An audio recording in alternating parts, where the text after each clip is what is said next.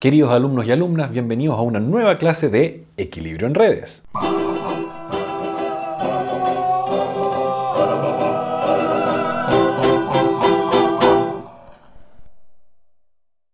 En la clase de hoy comenzaremos el capítulo 11, donde seguiremos estudiando modelos de equilibrio de mercado. En este caso en particular vamos a ver cómo se puede combinar el problema de equilibrio de usuarios, es decir, el problema de equilibrio de tráfico, con un problema de partición modal. Así que, sin más preámbulo, comencemos. Capítulo 11. Modelos combinados de partición modal y asignación. En este capítulo vamos a comenzar dando una definición del problema simultáneo que queremos plantear y resolver.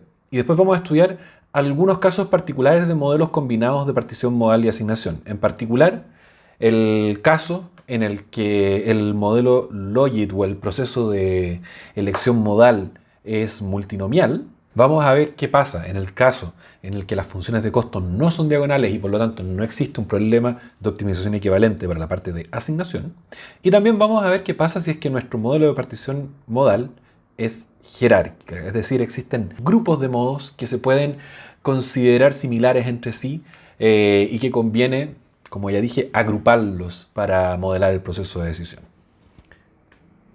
Partamos entonces por definir el problema. Supongamos que tenemos una red vial y que además sobre esta red vial opera un segundo modo. En este caso estamos suponiendo que es una red de buses, por ejemplo. Sobre esta red donde existen estas dos opciones modales, nosotros queremos asignar una matriz de viaje dada por estos TW. Entonces, el objetivo de este problema consta de dos partes. Queremos ser capaces de predecir o de modelar cuántos viajes de los que conocemos para nuestra matriz de viaje se van a efectuar en el modo auto y cuántos de ellos se van a efectuar en el modo bus. Y además queremos que las asignaciones resultantes en cada uno de estos modos también sean un equilibrio de usuarios. Supongamos entonces que tenemos la red correspondiente a cada uno de los modos y que el conjunto de arcos de cada una de estas redes está dado por A auto y A bus, si es que los modos son auto y bus. Y acá es bueno notar desde ya que las redes pueden ser completamente distintas. Por eso suponemos que el conjunto de arcos de sistema es simplemente la conjunción de cada uno de los arcos o de los conjuntos de arcos individuales de cada modo. Sobre cada arco entonces vamos a definir que circula un flujo F sub A. Al F sub A en este capítulo normalmente igual le vamos a poner arriba el superíndice M, a pesar de que A de por sí ya nos entrega la información de a qué modo pertenece el arco. Pero en general uno le pone igual la M para facilitar un poco la lectura de los modelos.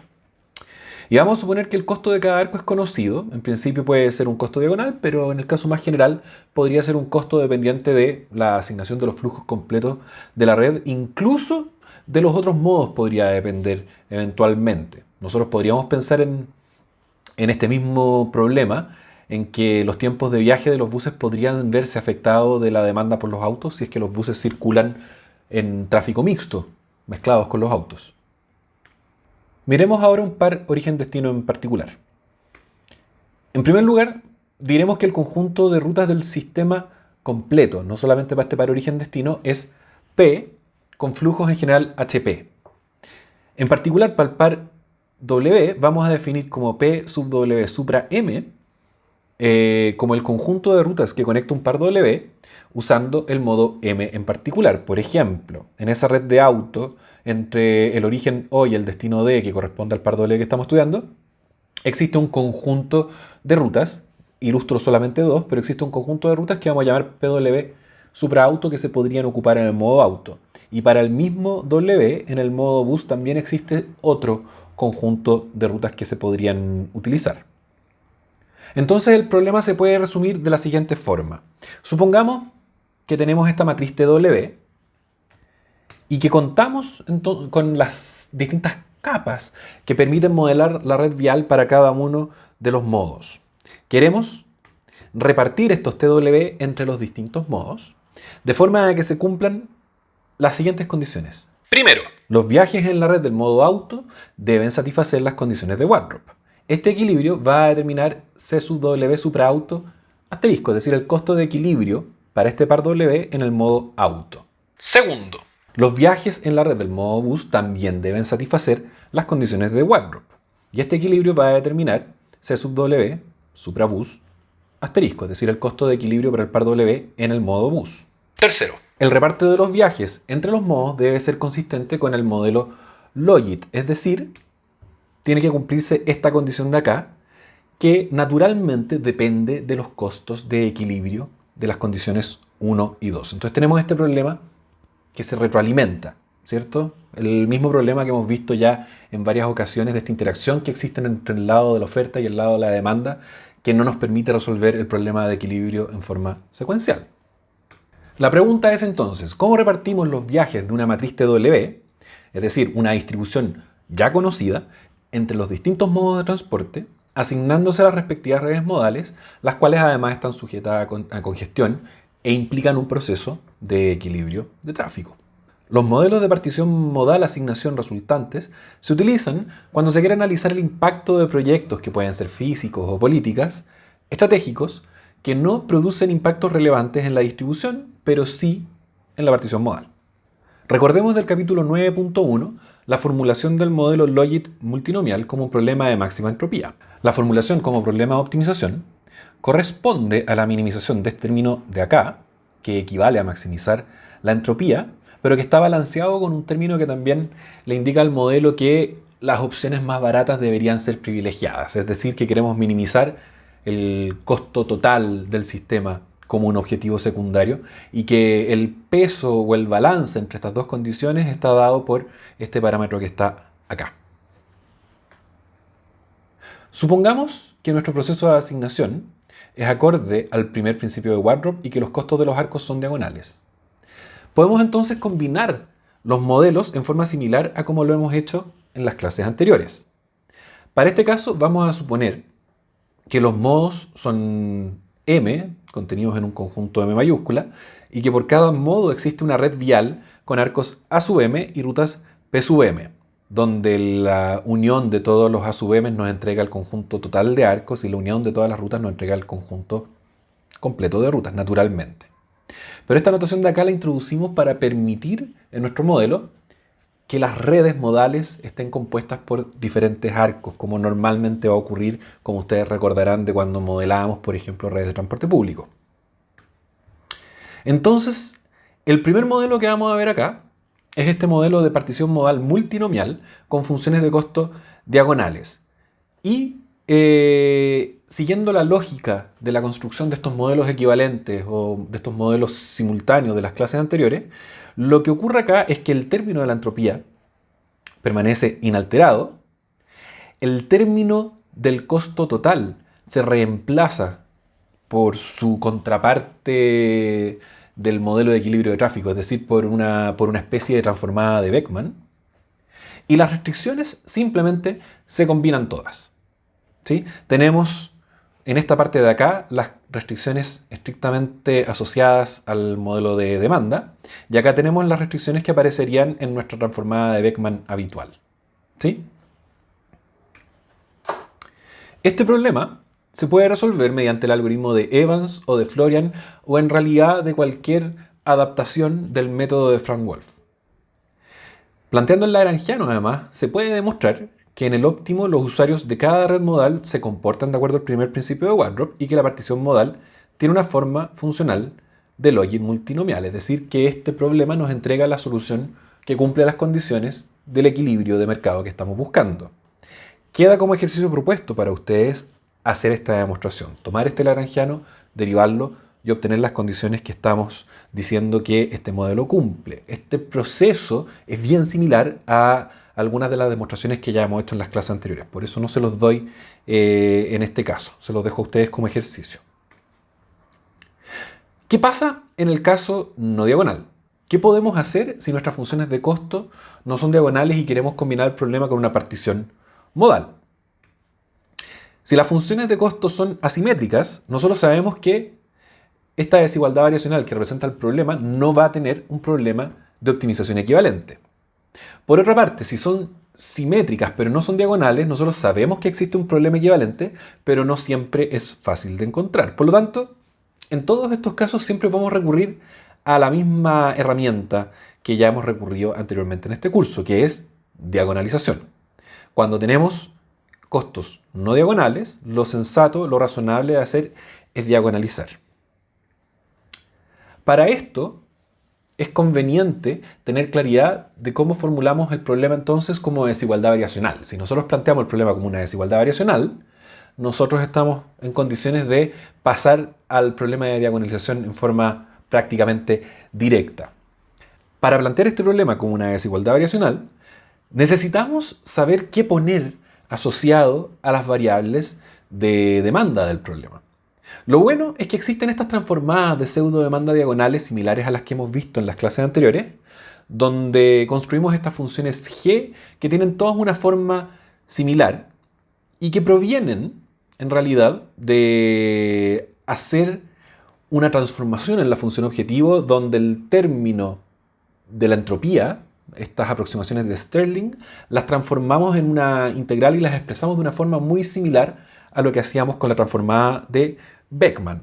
Por ejemplo, si nosotros tomamos esta función objetivo, que es la del problema que estamos viendo ahora de asignación y partición modal multinomial, esta es la función objetivo, nosotros, el lado de la entropía, podemos expresarlo equivalentemente como una integral. ¿Cuál integral? La integral de un logaritmo. Recuerden que esta expresión de acá es que la derivada de esta expresión de acá es un logaritmo, por lo tanto podemos escribir este término como la integral de una derivada y de esa manera hacemos la transformación que estamos buscando. Y esta cosa que queda acá adentro, noten que tuve que meter el menos 1 partido en lambda dentro de la integral para que esta cosa quede sumada. Y esta cosa que queda acá adentro pasa a ser la famosa transformada de pseudo-demanda que estamos buscando. Y este procedimiento se puede hacer en general con cualquier término que tenga esta forma de acá. Así que esta forma funcional nos va a aparecer un montón en transformadas que queramos hacer o en las desigualdades variacionales que nosotros queramos formular de distintas variantes de problemas simultáneos o combinados que queramos resolver. Planteemos el problema entonces como una desigualdad variacional, porque además es bueno tener la práctica también de verlo de esta manera. La desigualdad variacional en general se expresa así, esto ustedes ya lo conocen bien. El producto punto entre los costos evaluados en el óptimo por la diferencia de v corta y de estos v corta óptimos tiene que ser mayor o igual que 0 para cualquier vector v corta de nuestras variables del problema que sea factible. Esta es la manera más general que uno puede plantear el problema de equilibrio y es prácticamente aplicable a cualquier problema que pudiéramos imaginar. Nosotros podríamos inventarle cosas muy raras al problema, pero en general nosotros el equilibrio lo podemos plantear de esta manera. ¿Por qué? Porque la desigualdad variacional no es más que una forma matemática de escribir el primer principio de Waldorf, que es equivalente al principio de Smith. Entonces ya, tenemos que encontrar o queremos encontrar v corta asterisco de forma que cualquier v corta factible o cualquier vector de flujos o demanda o las variables que estemos ocupando en nuestro problema, que sea factible, satisfaga esta condición de acá. En particular para este problema, entonces, si nosotros queremos formular correctamente la desigualdad variacional, lo que tenemos que hacer es definir claramente qué hay dentro de este vector v y qué hay dentro de este vector de costos. Tenemos un vector entonces donde tenemos en primer lugar todas nuestras variables de flujo en arco y después tenemos todas nuestras demandas para cada par origen-destino, para cada modo, es decir, los elementos de nuestras matrices de demanda modal. Y asociado a este vector v tenemos que construir un vector del mismo tamaño que represente el costo que va con cada una de estas variables. Y el costo que va con cada una de esas variables es, para las variables de flujo en arco, el costo de cada arco, y para las variables de demanda, la función de pseudo demanda que definimos anteriormente. En este caso lo escribo como g, pero en particular sería menos 1 partido en lambda por el logaritmo que vimos recién. Y, por supuesto, para que esto esté completo, tenemos que definir claramente a qué nos referimos con el dominio del problema. En este caso, omega va a corresponder al mismo dominio que representa una solución factible, que tiene la combinación de condiciones de, acá, de estas tres de abajo que representan un flujo factible en arcos, y además la condición que exige que el reparto de la matriz de distribución entre modos también sea consistente. Veamos entonces ahora qué pasa si nosotros tratamos de combinar el problema de asignación con un modelo logit jerárquico. Esto es un desafío que va un paso más allá de lo que hemos hecho hasta ahora, pero que toma elementos súper similares a cosas que hemos visto en clases anteriores. Lo primero que necesitamos hacer es expresar el modelo logit jerárquico como un problema de maximización de entropía, muy similarmente a lo que hicimos en el capítulo 9.2 cuando vimos el paralelo que existe entre máxima entropía y elección discreta. Como esto es un modelo logit jerárquico, tenemos que suponer que los modos están agrupados en nidos y que n es el conjunto de estos nidos. Vamos además a ocupar esta notación de m sub n como el conjunto de nodos pertenecientes a un nido n dado. Por ejemplo, estos nidos podrían representar, como ustedes recordarán de modelos de demanda, transporte público o transporte privado. Y en este caso, nosotros estaríamos diciendo que el proceso de elección primero corresponde a una elección de si viajo en transporte público o en transporte privado, y después dentro de cada una de estas familias de modos, las personas eligen si viajan, si están en privado, por ejemplo, en auto o en bicicleta, y si están en el lado del transporte público, si viajan en bus o en metro, por poner un ejemplo. Dibujemos primero entonces el árbol que representa este proceso de decisión de un usuario. Tenemos que conocemos entonces TW, que es el resultado de la distribución, que en este caso, en este capítulo, es fija.